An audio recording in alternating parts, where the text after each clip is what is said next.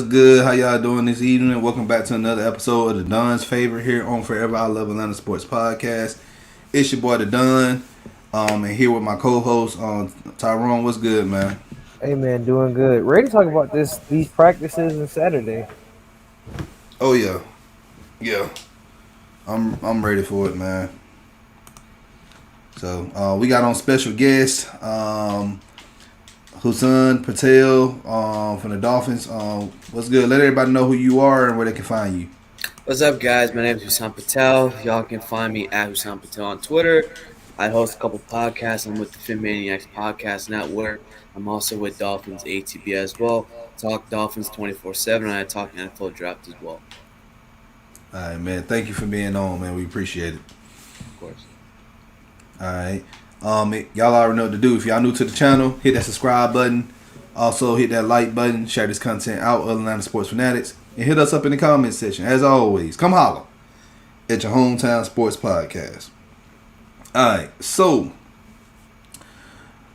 this Saturday, the Falcons will be in Miami. They are already in Miami right now. They've been having open practices with you guys. But we play a preseason game against the Dolphins.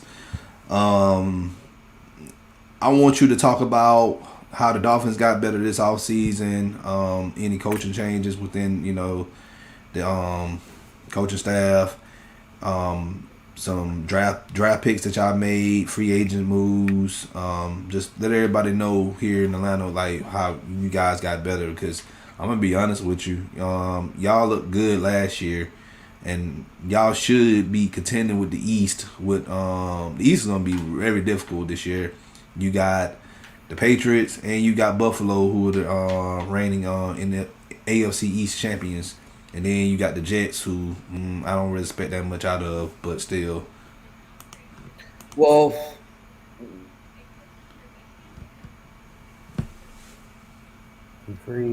He froze up. Dang. Hold on. Hey, Patel, if you can hear us, turn your camera off. You might have to turn your camera off and just have audio. Internet ain't doing well. and said he was surprised that that they thrusted Tua Tagovailoa into the starting lineup during the New York Jets. And he was surprised because he thought that Tua wasn't ready. Mm-hmm. The offensive playbook wasn't built for Tua Tagovailoa either at all. So the fact that he won 6 out of 9 games was shocking to everybody. And everybody's saying, "Oh, Tua's a bust, Tua's a bust, Tua's a bust." I mean, the dude played only 9 games, right? Like, you can't just write off a guy just by playing in 9 games who never had an off season, who had to rehab his injured hip as well, and who had to relearn his throwing motions as well. So the fact that he won 6 games is pretty damn good, and they almost made the playoffs, except they sputtered in Week 17 against the Buffalo Bills. But this season, they brought in coaches that fit Tua and the offense and his skill set. They brought over Charlie Fry. They have 2 co-offensive coordinators in Eric Studesville, who was our running backs coach last season, and tight ends coach George Godsey. Now, no one really knows who's actually calling the plays. But a couple days ago, Tua Tagovailoa says that he doesn't really hear anybody from the headset. His quarterback coach is telling him what play is being ran. So if quarterback's coach is saying wristband 33, he looks at his wristband 33, the 33rd play, tells that in the huddle, and calls it up. Now Now hold on. You talked about Godsey, all right, and Godsey was in Tennessee. All right, and he was there with Arthur Smith. So tell us about that move that y'all made getting to him. Well, George Godsey was brought over from New England. I believe he was with Chad O'Shea's staff as well, and then he was also with Chan Gailey last year. So all they really did was promote him from the tight ends coach to the co-offensive coordinator position. So last year, our tight ends were actually, the best they've ever been in, our entire history within the last 10 seasons. And they gained about, I want to say, 855 yards overall. They gained more yards than our wide receivers. last year, and our wide receivers were not the best. Like they were practice squad receivers. They were fourth, fifth, sixth stringers for Tua Tagovailoa, and Chan Gailey wasn't there for us during the Cardinals game, and admittedly, Tua's best game was against the Arizona Cardinals, and that's when George Godsey was calling the plays. So Mm-hmm. Godsey was with Houston. He was also with Tennessee as well. He's worked with quarterbacks like Deshaun Watson. He worked with Marcus Mariota. He worked with Brock Osweiler and others, and he made them look good. Yeah, you froze up again. But yeah, but like I think that's a good move for the Dolphins getting Gotsey there and having him as the co C there. Um, Waiting on him to get unfroze. Him talking about the tight ends. If anybody remembers, I don't think he remembered their. I don't know if he made the Pro Bowl, but Mike Gesicki, nobody knew who he was Mm-hmm. until last year. Yep. Um, even it was kind of sort of funny because I was playing like a Madden challenge, and I had got Miami, and I just threw to Mike Gesicki like the whole game. And I was like, "Yo, who is this dude?" Like you just didn't know. Like he and people were. I remember somebody called him like Baby Gronk, and I was like, I don't know if that's the fair comparison yet because he's not as big as Gronk, but he's skillful. Like him and Hayden, you can see a little bit of similarities in between those two guys. But I think he's a little bit bigger. He can block a little bit better. In my eyes, he can't. You don't think so? I Mike don't know. Gesicki is not known as a He's not blocker. known. Yeah. He's struggled the past couple seasons run blocking and pass blocking, but he's gotten just a little bit better. Now the reason you don't know Gesicki that much is because in year one he had Adam Gase as his head coach and offensive coordinator. We all know Oh how man, Gase was trash. how good of an offensive coordinator Adam Gase was. He didn't know how to use Gesicki well. But when Chan Gailey came over and when Chad O'Shea also came over as well, Gesicki was used heavily and when healthy, he's one of the I would say, and I'm a little bit biased because I'm a Dolphins fan, but I would say he's one of the top five tight ends in this league. He's very athletic, very smooth when he's catching the ball, and his footwork has gotten much better. He's a 6'7" dude with an enormous catch radius as well. And Tua's building, he had a little bit of chemistry with him last season. He built this chemistry with him this offseason, and he's looking great in practice and training camp. All right. Now, when I saw the schedule come out, and I saw that we were playing the Dolphins in the preseason, then we played them again, you know, in the regular season, which is good. Only thing that came to mind is Brian Flores and Dean Pease. We know they both come from that Bill Belichick coaching tree. Defense, that 3-4 defense. Like I said, I know the past couple of years, Flores, he's been retooling, rebuilding that defense. Y'all are looking really good. Y'all drafted the guy, a kid that I wanted in the second round, Jalen Phillips. Talk about y'all draft picks for a second, and then we'll Sure. get into what we got to say. So, I mean, our first draft pick was Jalen Waddle, and everybody was flip flopping. Is it going to be Jamar Chase? Is it going to be Devonta Smith? Everyone's thinking, it was either going to be one of those two wide We took receivers. y'all draft pick though, by the way, because like I remember the mocks that y'all mocked. There are a lot of mocks, and there was a lot of noise out there in Miami 3 weeks before the draft that y'all was going to pick Kyle Pitts. Yeah, If the and Falcons, we were trying to move out. I was actually not in favor of drafting Kyle Pitts at number 6 because I don't think Miami really needed a tight end like Kyle Pitts when we already had Gesicki on the roster, when you have Adam Shaheen on the roster, when you have Jeremy Smith on the roster. Albeit, we did draft a tight end in Hunter Long, who was a little bit better of a fit in Miami and who's going to get time to develop behind this tight end room as well. Um, but we took Jalen Waddle at number 6, and is turning out to be, it's looking like a really good draft pick. I mean, he's wowing the crowd as well.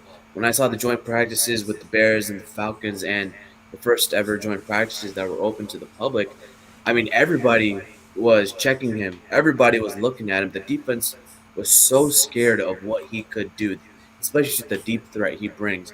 You routinely have DBs uh, going deep, and that's opening up the short yard game for Tua and the offense. So Mike Gesicki is eating. Devontae Parker would be able to eat.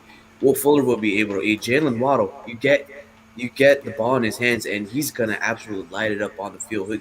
He'll take it 20 yards or to the house. Either or, it's gonna be a big gain as well. Not only that, he stresses defense to the point where you'll be able to run the ball effectively too. The defense is so focused on the passing game, the intermediate passing game, and the deep passing game, where it opens up space for the running backs to gain 3-4 yards of carry. And when you're getting 3-4 yards of carry consistently on first down, on second down, you're going to convert on third down, on third and short situations with your passing game when you have Jalen Waddle who can line up in the slot, who can line up on the outside. You can have jet motions as well. So you're going to gain yards regardless. Now, I like Waddle over Devontae. And I know they're both Bama boys that came out of the draft. But Waddle, he was in more NFL shape than Devontae. Devontae was at 160, 160 pounds. Yeah, they're Like, both real small. I mean, yeah, but that, Waddle's a little bigger though. yeah, Waddle has yeah, more muscle, man. Waddle looks bigger. I mean, if you watched Alabama play last year, Waddle was the bigger guy. I mean, and I said this about Calvin, knowing he's from the Bama model and structure.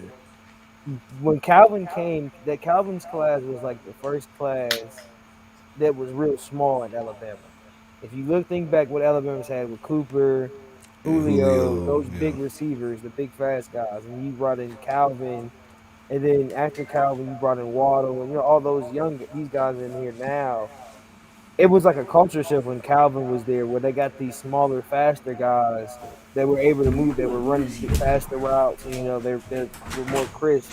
So I love Waddle, and I think Waddle and Calvin have a lot of similarities because of the whole Bama thing.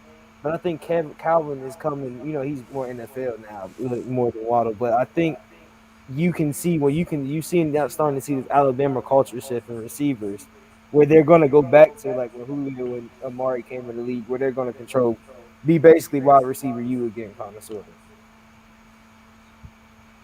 Yeah. That's what I think. well, Alabama's getting there to wide receiver. I mean, they're consistently churning out first round draft wide receiver prospects as well. Next year, you're going to see Henry Ruggs possibly get taken within the top 10, top Hmm. 15 as well. And really, I do think Julio was one of the first Bama wide receivers to change this culture as well. Yeah, he was. And Gotta give then him you, that. you spoke about Jalen Phillips in the second round, but Jalen Phillips was not going to last till I believe who else wanted him? I know the Patriots wanted him. Bills wanted him as well, and a couple other teams ahead of those teams also wanted him as well. But people are mocking Jalen Phillips to become the defensive rookie of the year. He hasn't really hit the training turf yet because the Dolphins are saving him, and we know he's had his injuries with his concussions and Yeah. legs as well. So the Dolphins training staff, they're saving him. They know he can play the physical game. It's just about mental for him. Yeah. I hope he plays against the Atlanta Falcons because I want to see him against rookie right tackle Jalen Mayfield. How he does against Jalen Mayfield, who was one of my top 10 offensive linemen Yeah, coming I out of the love draft. Mayfield, man. Mayfield, like I feel like Mayfield should get that right tackle spot over McGarry. I know we drafted McGarry in the first round back in 2019, but if you look at skill set of a right tackle, Mayfield has it. Like Yeah, but now, the dude literally, and I said this before, like mollywopped Chase Young in that Ohio State Michigan game back in 2019. I remember that game. I watched. I'm like, who the hell is this kid, man? How was he doing so well up against Chase Young? and there was only two people in that draft last year, and Dawn knows because I did the online research. There's only two guys that stopped Chase Young, and it was Rashawn Slater, it was Jalen Mayfield. Those are the That's only it. two guys last year in that draft class that really had success versus Chase Young. Of course, Rashawn went first round because Jalen didn't play as lot as he did in 2020. So, a Yeah. lot of expectations and stuff happened. And for him to drop to us where he did, I mean, I understand now people are wanting him to say put him at guard, but I think if He's a McGarry, better tackle, man. yeah, if McGarry doesn't show you a lot and he's still giving you these health problems every year, you gotta try it. You gotta see him put him at right tackle and see what he can do because You got, you know, it's I there's no really other way don't you care. can see it happening. I really don't care about where you was drafted. I don't think I care is can you go out there and hold your own and not give up, sacks and pressures and stuff. Like that's what I care about. Gary, he's a good right tackle, but if we got somebody better behind him and Jalen Mayfield, start the boy. Let Yeah. him play. Alabama is now. I'll say they're wide receiver. They're really running back. Well, no, Georgia's running back. You. Let me not give Alabama any credit. UGA's RBU, Yeah, man. yeah. UGA's been running back. You for these. They took a. And Chubb, I love seeing Chubb do what he's doing in Miami. But about, I mean, not Miami, but in Cleveland. But about Miami. So you guys, you got. I had an AMC preview show. Talking about you guys with Mike from Dolphins Talk. You guys had you had a successful, like you said, week 17 with Buffalo. You kind of sort of, you lost the opportunity, but this year you guys should be prouder. I know you guys don't have your receivers. I know I think Will Fuller's still hurt, or I know he's not practicing or something. I think Parker isn't practicing either. I was one of my Miami friends was telling me about it. So what are the expectations come week one at receiver? Like, are you still gonna have to use the same guys from last year and then add Waddle and then wait for those guys to come back, or because Tua's gonna need some type of help out there, and he needs real receivers. He can't keep using the guys he did last year. Well, Tua's gonna need all the help he can get, and Will Fuller he's suspended week one, so he should be good to go for week two. Lynn Bowden is a player I was looking at as the next X factor for this offense, but he got hurt today during training camp and joint practices with the Falcons. He hit his back really, really hard and his leg, so he was able to walk off the field. Devontae Parker, he's the training staff is always careful with Devontae Parker. We know he's had hammy injuries and lower body injuries as well. So they're being cautious with them. They know what Devontae Parker brings with this offense, and he has a little bit of chemistry with Tua Tagovailoa. I expect him to be there week one. Preston Williams, he just got taken off the PUP list as well. I hope he's recovered fully from that ankle injury as well. I hope he starts. Jalen Waddle is going to be the starter, but no one's really talking about Albert Wilson as well. Albert Wilson had a great year in 2018 before he hurt his ankle. In 2019, he opted out of COVID. And if you've seen some of the videos out of training camp and practice as well, he's been lining it up with Jalen Waddle as well. He's similar to Will Fuller and Jalen Waddle. He can take punts, he can run the ball, he can catch the ball, and he can play wildcat quarterback as well. Albert Wilson is that dude.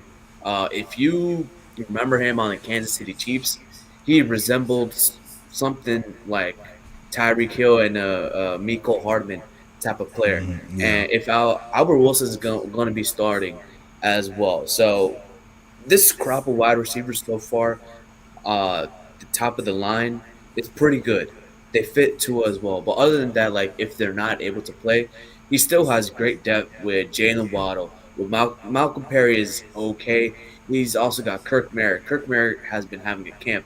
Isaiah Ford, who's been on and off the Dolphins practice squad and the starting wide receiver room, he's pretty familiar with this Dolphins team, this Dolphins offense, and he's familiar with Tua Tagovailoa, so he should be okay. And then he gets his safety blanket, Mike Gesicki, back. He gets Adam Shaheen, who's been absolutely lighting the Atlanta Falcons up on the red zone as well. Like y'all can't cover him in the red zone, so he's been doing absolutely amazing as well. But really, it's going to be up to this offensive line. Yeah, I was about to say that. Like y'all line is y'all weak spot in y'all offense, Yep. and our defensive line is looking real good. It looked real good last week against the Titans, and it's been looking good against you guys in open practice. So, and Dean Pease, he knows floors real well. So, hey, I don't think I can say on for Saturday is we should be able to get some consistent pressure, and we should be hitting. I don't know who y'all backups is, but we should be hitting them more often than none this come Yeah. Saturday. Yeah, but you know, it's funny because I was thinking that the Bears' defensive line would be the hardest test would have to face in the preseason, but who knew it would be Atlanta? Because I mean, DBPs is known for creating pressure and scheming pressure to Yes. every opposing offense, and DBPs is a great defensive coordinator. Now, with our offensive line, the biggest weakest spot we've had so far is our left tackle, Austin Mm-hmm. Jackson. Now, Tua Tagovailoa, he's a lefty, so by nature, his right side would This is be his strong the side.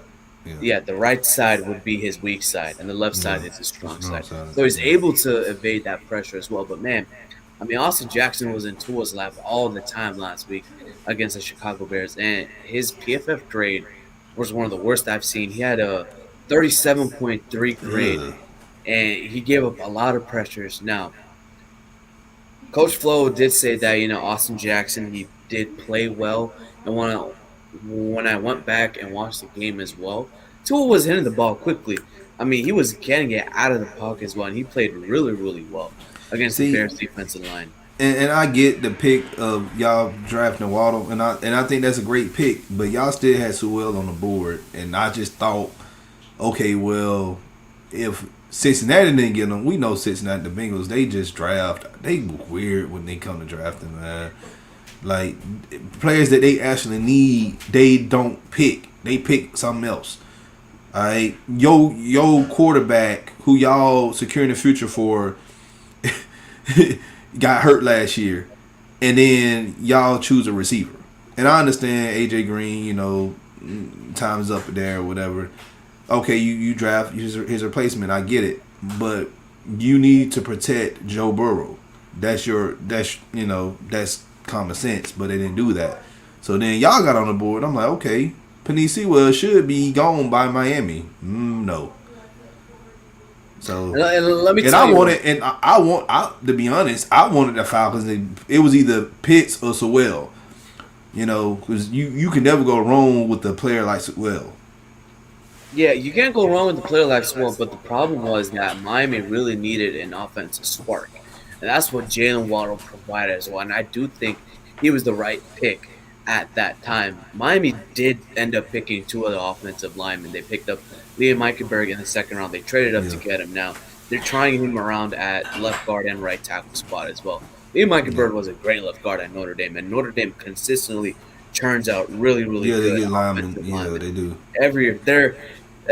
They're OLU. That's what I'm gonna call them. Bama No, varsity no, U. Michigan is OLU, man. I Michigan don't is know, man. OLU. Michigan is OLU. I'm telling you. I don't Yeah, know, Michigan, man. we can't win. We can't win. We can't win. We can't beat Ohio State, and we can't win. We can't win our division, but we can push out some old linemen. That's what we can do. I'm gonna go with Notre Dame because they've been churning out all pros year in and year out. Yeah, well, We can hey, argue about college all day, we Yeah, but yeah, I can, but I'm know. telling you, Yeah, it's Michigan. It's I mean, Michigan. really, if we think about it, Notre Dame has produced. I mean, both schools have produced a lot. hmm Even, I mean, if you want to throw in, well, Notre Dame. I mean, yeah, Notre Dame has pushed. Notre Dame has been doing great lately Yeah, I for was gonna O line, say. but like we talking about like a prestige history of Oh offensive yeah, linemen, it's Michigan. yeah, Like Steve Hutchinson just got into the Hall of Fame. yeah.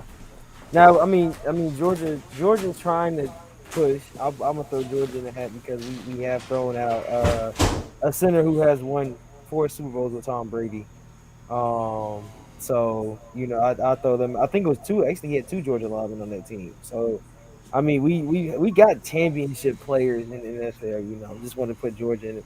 But all general, no. I think it's between Notre Dame and Michigan at this point because every year it's just been you two throwing out names, and which is really this is crazy because I think northern teams. I guess I'll say northern teams can produce better online because even Nebraska.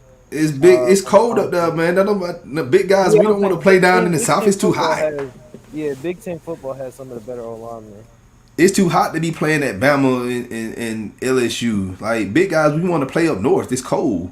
And the food, the food is a little, I ain't gonna say it's better, but If it's LSU throws me an offer right now, I think I'm gonna go down to Louisiana. hey, So anybody throw me out. Well, I'm too old to play college ball, so I already got my degrees. So Speaking of Georgia offensive lineman, Solomon Kinley, the big dude, big dog. I mean, I love him. I love him as a play. I love him as a person. But he's been struggling in line camp too long. This oh, offensive forgot line. he is in Miami. Yeah, he is in Miami. He's been struggling heavily, and as big as he is, he's got a little bit of weight issues. I was gonna He's say his slow weight. footed It's as his weight. well.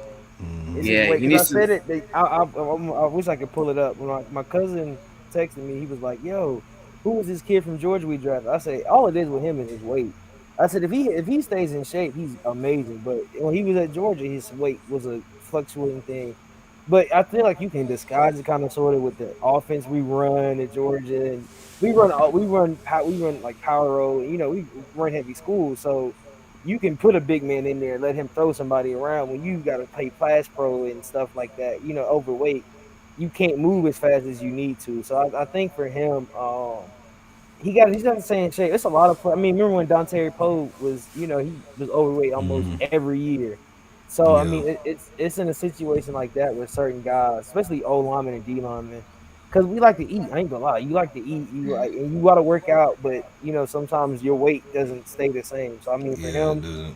he's just gonna have to get the way, and he's got to get.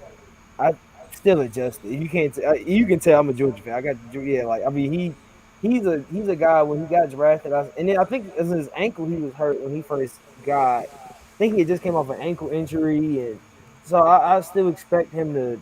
I think he still give him a time. I say this year if he doesn't perform, I don't want to say. I don't know. This is his second year, or third year. It's his second year, Yeah, basically. yeah. It's If just it, the yeah, issue because with last him year. is his weight. He's a great Yeah. run blocker. He's a mullet, but he can't pass pro for his life. Yeah, I was And about to say Georgia's run block. When you get the pass blocking, Yeah, they kind of it's real struggle a little shaky. bit. Yeah, Yeah, so it's with him. That's why I say for him, he's gonna have to learn technique. I guess more pass technique. I mean, you 5-star athlete coming out of high school, so I mean he can do it. It's his weight. It's just trying to be in shape for him. yeah, and I got a surprising defensive rookie of the year pick for y'all. The first safety taken off the board, Javon Holland.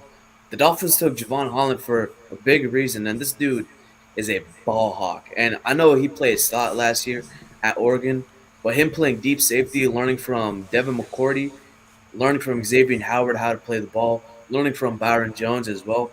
He's in a great position to become a good safety in this league for a long time. Every single practice, he's getting consistently at least one pick, couple of pass breakups as well, and he's a hard hitting dude as well. And I think if he plays well this year, he's going to be a contention for defensive rookie of the year. Yeah, so I had a yeah. question about that Hold for on. y'all. Are you Let go? me Yeah. let me answer Alan Holder's question. What's good, Alan? Hope you come to the FILA Sports Podcast YouTube channel and make sure you hit that subscribe button for us. We appreciate that. Expectations for Mike Davis this year. I think he'll be a highly serviceable running back. I do not expect him to be Derrick Henry. I've been telling people this. We're not going to have Derrick Henry 2.0 here with Mike Davis. You're not going to see that. All right. He will get the job done. He'll help us move the chains when we need, those third and ones or fourth and inches. He'll move the chains for us. So that's what I expect for Mike Davis. Other than that, I don't see I him. think for him is I think exactly like you said. Don't expect Darren Henry type numbers, but expect him to be what we need him to do. I'll put it like that. He will do what you need him to do. Yeah, like I don't know. He's way better than Freeman. I would say that in a heartbeat. I don't think he's nowhere near. Like I will say he's a better all around player. He's like not even Freeman young. I was gonna say young Freeman, but no, he's just a better. He's a very big upgrade from Freeman. He really is an upgrade. I don't know if you can say he's an upgrade from Gurley. I guess last year because Gurley didn't get used a lot, like how people are saying now, like he wasn't used a lot. But I think he's an upgrade from Gurley as well. But you got to use him. You just got to use him. And with this offense, he's going to get used a lot. I would expect him to first. I mean, if he plays Saturday, I really think. I think you'll see him at least run the ball at least if he gets in a couple of series. If he gets even like maybe the first quarter, he'll run the ball at least 15 times in this offense. Yeah. So that's why I say I you just have to see that. and he just said another free mode. Did we get an upgrade? I don't. That's kind of hard to, and that's not really fair to compare him to Devontae Freeman. He's bigger than Freeman, like way bigger. He is bigger than Freeman, and Freeman was, before he got hurt, he was really good. Like I said, in Freeman was a spring chicken. He was young. He had fresh legs. Mike Davis, on the other hand, he's been playing for a while. So I don't know if it's an upgrade or not. We just gotta wait and see how he's getting utilized, and we don't know. We don't know if Arthur Smith want to utilize Patterson sometimes, or even have Quadre Olison, get some carries. So it all depends on how the offense is running this season. So I don't know. I just want to say I don't know I don't know if the stars are playing for the Patriots, but Devontae Smith I don't know who was guarding him, but he just killed that man. Oh my yeah, god! Hey, I've the heard some things about Waddle in camp, and I was like, whoa, I like that. I know it's not versus. Well, it's been. I think he did. He went versus Darren Hall, and I think he cooked Darren Hall. Who else was that? He Was that snatched that Oliver? man's ankles and chain. He snatched his Yeah, ankle like and he chain. killed that man. That was a crazy. I was like, yeah. That's why I say the same thing. If you watch the Ridley when it was Ridley versus Xavier Howard, when he did the little stutter step and then took off and burned him, I was like, hmm those their games are very very similar. Like that Alabama, like that Alabama mindset. And it was cool to see. I love competition. I love seeing like even though it was practice, everybody's like, well, they're not going 100%. I said, bro, it's still they don't want to look embarrassed. They want to get embarrassed out there. So I mean the same thing with us, we don't. You want these guys not to be embarrassed out there. So it was pretty cool to see it, man. And that, and we. It's funny because we play all again. That's the funny part about it. We get this game Saturday, and then what 7 or 8 week. Well, not counting the next game and then the week off. But I think week or after we play y'all like week 8 or something like that. Like I mean, we're playing y'all literally like right like. So it's gonna be a good break. You're not gonna get the whole offense from either one of us, the whole defense, but this to see. Arthur Smith is not showing anybody a lot, Mm-mm. at all. He just not, because the offense we have, the personnel we have here in Atlanta is totally different than what he had in Tennessee. We have so much more. All right, you have a great quarterback in Matt Ryan. You have Calvin Ridley. You just drafted a doggone prodigy in Kyle Pitts, and then you still have another tight end lined up on the other side in Hayden Hurst. So he's going to. I'm telling you, everybody got upset from watching that game last week against Tennessee. Oh, we only scored 3 points. I'm like, bruh, it ain't that serious. And what I saw on tape, I'm like, yeah, this defense is going to look good, but I know for sure this offense is nothing like we're going to see week 1. All right, and Madness, I agree with you on that. It's going to be like a running back by committee type of deal, just to try to keep everybody fresh, because you don't want to run down Mike Davis all season long, and then we get in the playoffs, and then he gets hurt, or he just he get tired, and what we gonna do then, So, I agree with you on that. But far as the offense goes with the Falcons, I feel like we'll see a little bit more against you guys this Saturday. The defense is what I'm really going to be looking forward to, because y'all got talent on offense now, and y'all haven't really had talent on offense for a good minute. Yeah, y'all had the Jay Ajayi and Ryan Tannehill, some years back, but y'all didn't have the coaching staff that didn't put them in position to win. So I'm really expecting our defense to show up, get some picks, get some sacks, and I don't know if we're going to win or not. I'm not really counting wins. I just want to see how these third string and second string players can play and who's fighting for a roster spot. Yeah, for sure. I want to see how this offense does against the first team defense, especially Tua. and this offense. Now Tua won't have his starting three wide receivers, so he cooked against the Bears the Mm-hmm. first couple series as well. I mean, he was 8 for 11, except for that pick and those two wild incompletions as well when they should have caught the ball. The ball. Well, when you played against the best quarterback in the world in Justin Fields, y'all gonna lose.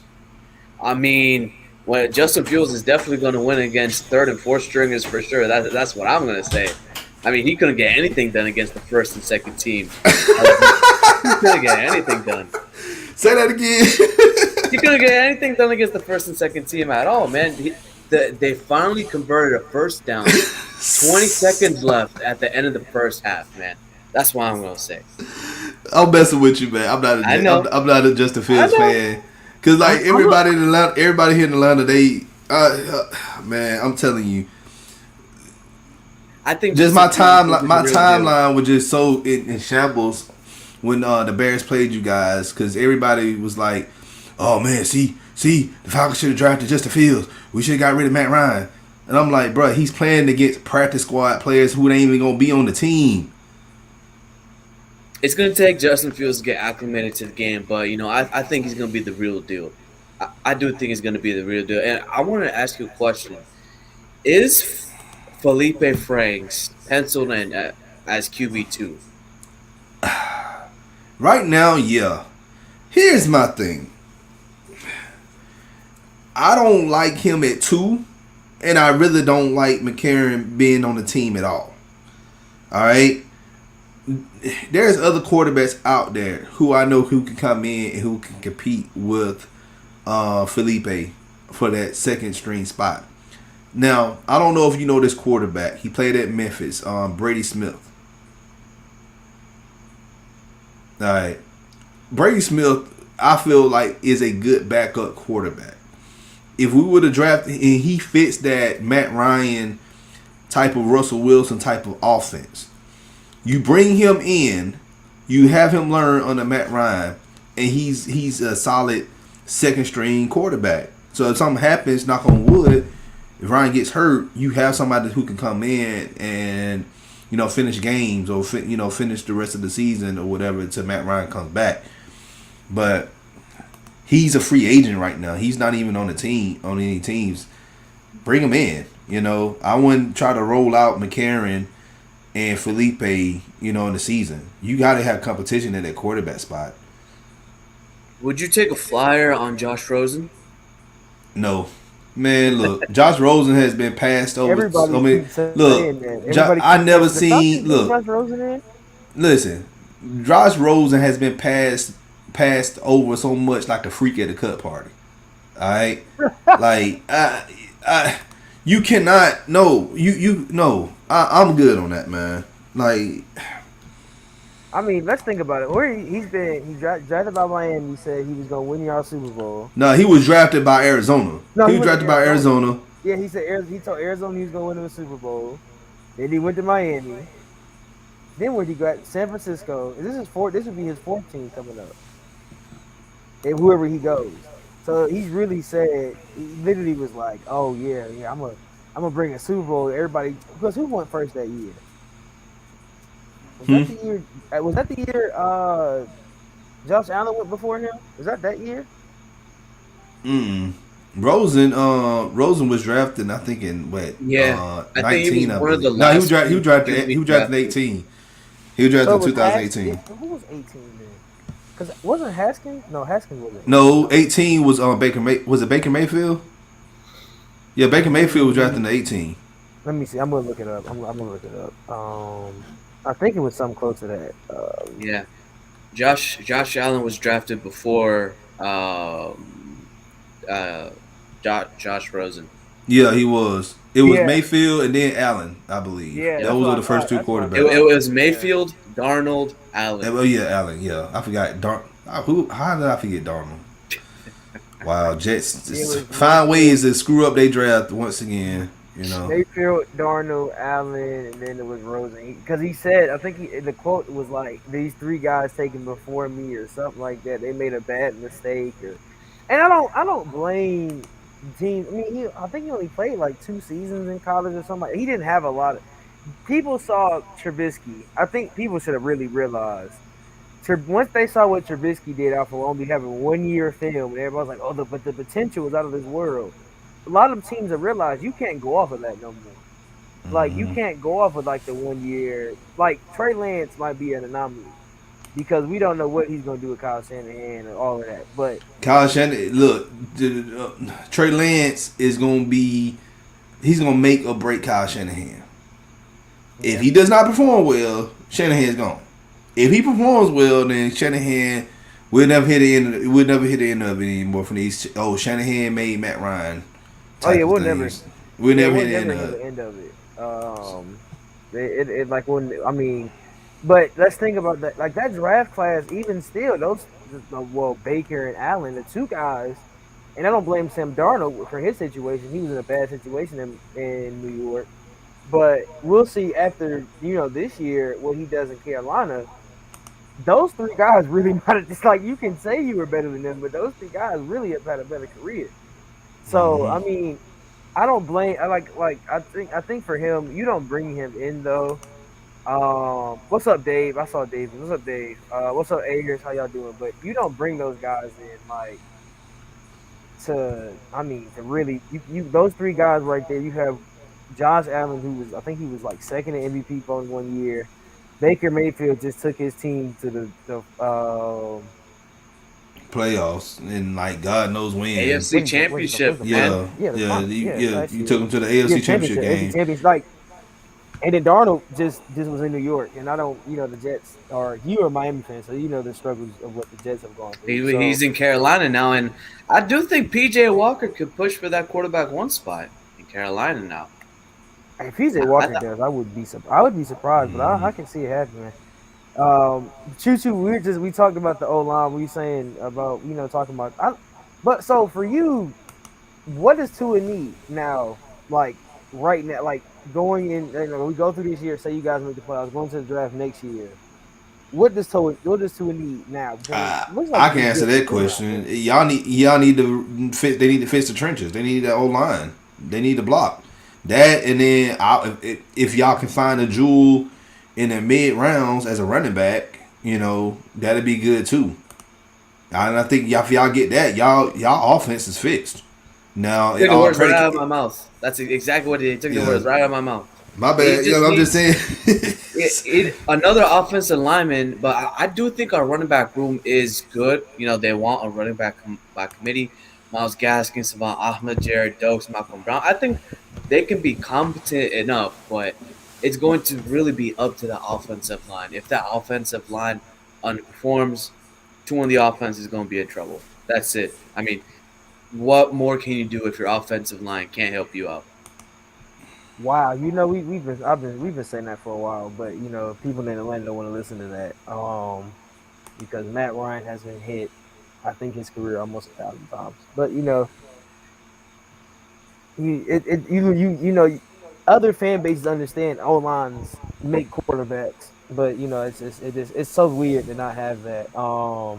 What's going on? Yeah, Dave, we doing good, man. How you doing? O line, yeah, too. You need a O line to run. What? So I don't know any running backs in it. Oh well, Georgia Tech running back is gonna be, I think, up for grabs Hmm. next year in the draft. Jameer Yeah, Gibbs, he's a good one. Yeah, yeah. I was He's a Jameer good Gibbs is one. gonna be up there. Yeah.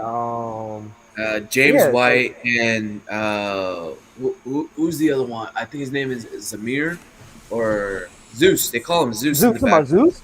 You talking about Yeah, Zeus from some, Georgia? Yeah, Zamir White. Yeah. yeah. That's Man, Zeus. the Falcons ain't draft. We ain't And drafting no and Georgia Cook's players. brother, Dalvin Cook's brother's gonna I think Yeah. gonna be good up next year. Yeah, Yep. Dalvin Cook. All I mean right. James Cook the third. th- So yeah, it's a They. couple of guys coming out next year Yeah, that Dave. you My can real have. expectations for the Falcons, like I said, I'm not doing the prediction.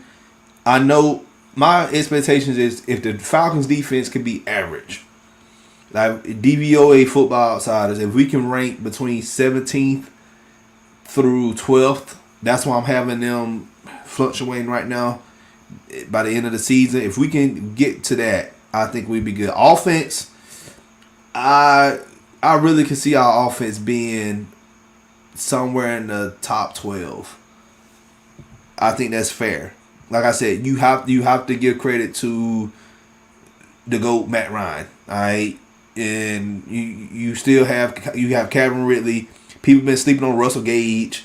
Russell Gage is this man. I'm telling you, he's gonna get paid next year. It ain't gonna be by us because we ain't got the money to pay him. But Russell Gage is gonna get his money next year. So this is gonna be his breakout season. And I know football, Good Morning Football, they mentioned Russell Gage a few days ago, and I'm like, y'all been slept on Russell Gage. We've been talking about Russell Gage since he was drafted. But hey, I talked about Russell Gage before we even. I mean, around draft time. and we talk Before about knew we who they talking was about going. we talking about wide receiver U. LSU can be wide receiver U as LSU's up there well. too, yeah. But You know, with Jamar Chase, Russell Gage, who wasn't from LSU? It's a lot of guys from LSU. exactly. LSU more So DBU too, so that's why I say like we talking about on the show like DBU can be LSU with Tyrann Mathieu and a lot of guys. Really the SEC. Let's just put the SEC as like a lot of like position guys. I'll say the SEC has brought in a lot of position guys, but O line has always been up north. Always those guys that from up there. Brees Hall from Iowa. See, I gotta watch film, man. I gotta watch film on a lot of these running back guys, but I know Zeus and James Cook are gonna be two guys. Only thing I think about those two where people might run them away is that, and everybody says running back lives are so short. They run the ball a lot in Georgia. yeah, Let's be honest. Zeus has been running the ball since almost his freshman year, and I think he Cook, froze that up. I wouldn't say they're going to be short. Oh, I was saying that I don't think their lives are going to be short, but I still think like you saw Chubb and Sonny Michelle come in and basically take over. I mean, Chubb and Derrick Henry were like neck and neck last year. So those two guys, like you can see you see Georgia guys come in and they still have a good, they're gonna have a good. I would expect y'all if Zeus is on the board and I'm a GM, in the second round. I think I'm taking Zeus. Cause I mean he's fast but he's strong. I've watched Zeus like I said, I've watched him for 4 years, man. Like that's my guy. I mean he has the Uh, nickname Zeus for a reason. yeah. I'm not even Darius. What's good, man? Good seeing you, man. We need to bring you on the show because you on Falcons Facebook pages, man. You the only one that be talking sense. Everybody else on that, man, like I swear they give me a headache. But I agree with you on that. But I'm gonna tell you what, I don't really have any worries of Matt Ryan getting sacked that much this year. I just really don't. I If think you we'll go get look more at play action, Tennessee sacks and sacks allows and pressures the past couple of years, you'll be very very happy to see that hey, we should be in good hands with Arthur Smith.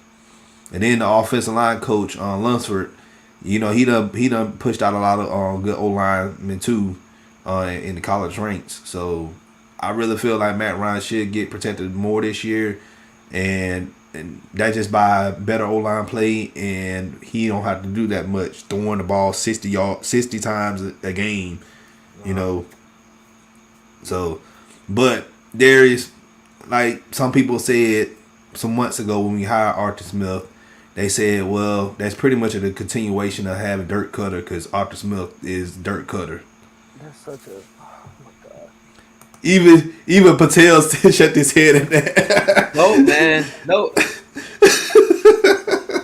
That's Listen, not man, even I have to deal with Dolphins fans on the daily, especially on Twitter and Facebook as well. And let me tell you, some of these takes are they something else, man. But hey, that's what fans are for. They're here to provide entertainment for us. Nah, this ain't even just a fan. This is a content creator who said this, who swore it up and down. He's the biggest content creator out there for the Falcons, and he speaks nothing but the facts and truth of Falcons football. And he sat up there and said, well, he even showed film, a few clips saying that, well, Arthur Smith he calls plays just like Dirt Cutter. I'm like, I'm trying to figure out. I don't think people watch film. I don't think people look at it like all right. That's like saying when you brought in Brian Flores, like, oh well, he's just gonna be like Adam Gase. Like They different. They coach the different sides of the ball. You can't. And for Cutter and for Dirk, I mean, he wasn't. He's a weird guy. Like I mean, if you watch Dirk coach, like you just be looking at him like, yeah, I don't know what you call him. People were calling Brian Flores as the next Matt Patricia. People Oh No, didn't want no, God, no. no. But they, people didn't want Brian Flores. They wanted the Cowboys defensive coordinator, Chris Richard, back in the day. no. And Chris Nah. Richard is nowhere to be found right now. I believe. Chris Rashad to me is another Dan Quinn, and yes, I said it. No, no, no. Rashad is a good position coach, but having him as a DC or heck, no, no. Y'all dodged that bullet. Flores is good. I think Flores is he may be because we know Belichick coaching tree is not looking good at all. But I really feel like he's gonna come out that shadow and probably do something. I mean, Yeah. look, he turned a roster full of street players and turned it into a 5-11 win team in 2019. When we were projected to go 0-16 and tank it for Tua. I mean, we did get Tua Tagovailoa. We won 5 games as well. And he turned it around second season, 10-6, and nobody expected him and the team to go 10-6. So the expectations for Brian Flores is now super high. They want him to make the playoffs. They want him to win a playoff game in his 3rd season in. Remember, the rebuild still is not over. No matter It ain't over. Yeah, y'all got It ain't another over year. yet. So rebuild, ain't and over especially in NFL, rebuild. It all depends on your cap situation. The GM is involved or whatever. It takes 3 or 4 years to try And our to cap situation rebuild. is looking really good. I know we had our issues with Xavier Howard. We got that solved as well. We finally kept our best player. Every single year, the Dolphins, they let go of their best player, but they're keeping Xavier Howard in-house. General manager Chris Gear, he's a breath of fresh air, man. Him and Brian Flores, they're such good breaths of fresh air that it's refreshing to see. Everyone thinks, oh, it's the same old Dolphins, the same old Dolphins, the same old Dolphins. We have high expectations every year, and then we absolutely crap the bed and lay an egg a couple games. But I'm gonna be cliche here, but I think this coaching staff and this organization and this team is different compared to past years, and it's a good thing. Yeah, It's a y'all just couldn't get the coaching in the front office right. Y'all, I feel like right now y'all finally got it right. It looks like it right now. So, Dave, yeah, the receivers got a block in Coach Smith's scheme. He likes to run RPOs and stuff. Yeah, What'd you so he say? got RPOs and sweeps Yeah. and stuff like that. Like yeah, They got a block. Like the running backs, you see that all the time on tape. They going on the outside. So those receivers, they have to block. So we have a top 10 defense. You think? I think with Peas, we can. I think we'll crack top 15 with Peas. I think especially quarterback pressures because even Tua said that he was like, bro, they were like great. Like I think it was like the first practice. He was talking about how the defense was disguised so well, and like he figured- Pease has never had anything below average as far as defense go. It's always been average or better when you look at the DVOA and the teams he was with. So that's why I said I expect us to be around that range because he had top defensive players, where he's been, and he's coming to Atlanta and we still rebuilding the defense. I get it, but still I done seen this man turn water to wine so many times with other teams. So, like I said, he coached in Baltimore. We know Baltimore, they had a historic defense. Yeah, he coached in Tennessee, but that situation was different because they had some bright spots on the defense, but they didn't have a lot of all pros or pro bowlers on that defense, and they still was, above average with the Titans. So one thing I like about Brian Flores, and you can talk about this as well. He seems like a like him and Arthur Smith feel like they have that no nonsense attitude about them. Like if you gonna play, you gonna play. You gonna play to your highest ability. And his defense is, I mean, last year watching my defense was like crazy because the blitzing and stuff. I do want to ask you about who was that you cut, the linebacker you cut, that everybody was wondering why. Kyle Van Noy. Yeah, Van Noy. Yeah, so Kyle Van Noy's contract was a bit too inflated. They signed him to a massive 4-year deal. And essentially what it turned out to be was a 1-year rental. Now they got younger, they got cheaper, and they got much better when they drafted Jalen Phillips to be Kyle Van Noy's replacement. I personally would take Jalen Phillips any day over Kyle Van Noy. And my suspicion was that I do think Kyle Van Noy was released because number one, his cap situation, his contract was a bit too much. They found their replacement in Jalen Phillips, and they knew they were going to take Jalen Phillips with that pick. And number three is a little bit of a speculation, but I don't know if y'all heard, but there were stories and rumors coming around from the locker room and an unnamed source, which I think was Kyle Van Noy, saying that, you know, he didn't understand why the Dolphins started Tua uh, before the after the bye week, and admittedly they wanted Ryan Fitzpatrick instead of Tua Tagovailoa. Now, Brian Flores and this organization has been committed to Tua Tagovailoa for the long run, and I do think Mm-hmm. Kyle Van Noy could have been that guy, that unnamed source that talked to the media and possibly may have, you know, told everybody, what's going on in the team. Because the Dolphins organization, they do not let things leak at all. They do not. And And that's if how you the do, Falcons. This is what the Falcons going to now. Like exactly, they when are we had no Dan nonsense. Quinn, like they pretty much in press conferences, they giving the team the game plan already. But Arthur Smith and stuff, like, it's short. He answers short. He answers these questions short and sweet. That's all you need to know. Yeah, there's no long question. And even Brian Flores' interviews, there's no long winded. Mm-hmm. And Except I for mean, I when love he it. goes into philosophies and tries to explain things, that's when it gets really good. And you want to tune in as well. Like you want to learn about the game, but he does not give things away at Mm-mm. all. Even for injury news as well.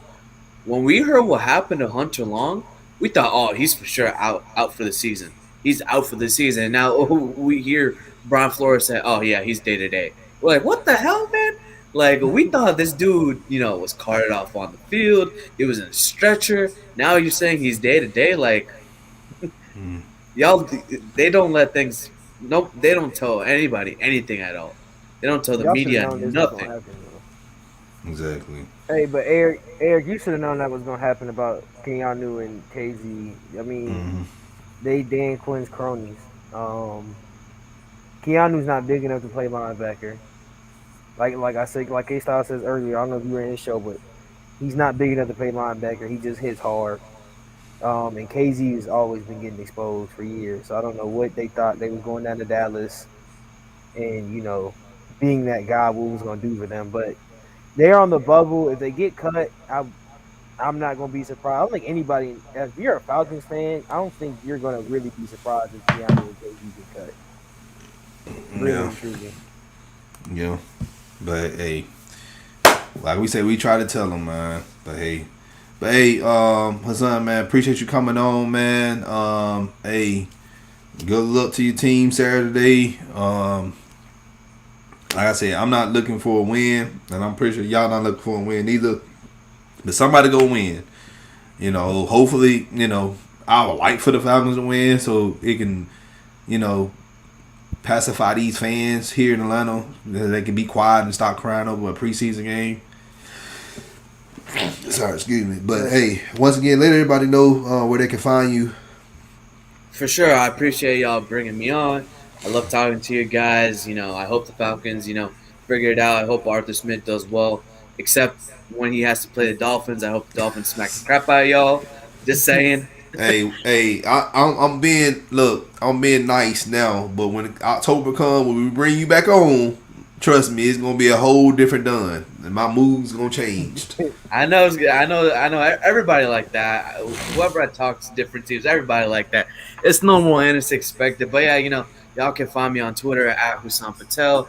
I podcast for the Fin Maniacs Podcast Network. I host a scouting combine there. We talk about college players. We talk about the NFL draft as well. Then I'm with Dolphins ATV on the Around the Block Network. I'm the main editor in chief there. We're always talking Miami Dolphins football. I also talk about Miami sports, Miami Heat, Miami Marlins, Florida Panthers. Y'all can check me out there as well. All right, man. Appreciate you coming on. And yeah, we will be in a couple of weeks. We will be rolling out our third season of Rivalry Week. So we will be talking about college games. You know, one week we might be talking about UGA. Next week we might be talking about Tech. We may talk about Georgia Southern, Georgia State, any team that's in the state of Georgia. You know, we gonna cover it on Rivalry Week each Thursday. All right, so stay tuned to that in a couple of weeks. So anything you need to plug, TJ? To answer Ayer's question about me covering college basketball, I don't really watch college basketball. I might do like a weekly show if rankings come out and stuff. This Saturday, before the game comes on, probably I'll do an afternoon show. Talking about top 25. Talking about those rankings. Georgia being number 5. You know, they were going to be number 5. I think they're going to keep putting us at number 5 in the beginning of the year every year. So, talk about Louisiana being ranked over Auburn and all these other schools. You know, certain schools in the top 25. I'm really want to talk about. Of course, Miami. Hassan, you know, if you want to come and talk about Miami football, I don't know if you're a Miami fan. You want to talk about Miami football? Of course, you can come on. But man, Georgia Tech has probably the toughest schedule in all the college football. So you know, I'm gonna have to talk about those guys a lot, but definitely want to talk about these rankings. So I'll say, set your alarms for Saturday around 5. Yeah, we'll be talking about Georgia and all those and all our rankings coming out because we got the first AP poll, so we'll get to see. Yep. So stay tuned for that, you guys. Like I said, football is almost here. We're gonna be full over here at FILA Sports Podcast. Hey, y'all tune in. 16 days away from the first Georgia game, so I'm ready for that. Fast. I'm ready. But hey, on that note, thank y'all for watching. If y'all new to the channel, y'all already know what to do. Hit that subscribe button, hit that like button, share this content out with Atlanta Sports Fanatics, and hit us up in the comment section. As always, come holler at your hometown sports podcast. It's your boy The Don with another episode of The Don's Favorite here on Forever I Love Atlanta Sports Podcast. Hey, y'all have a great night. We will see y'all in a couple of days with another show. Y'all stay safe. We out.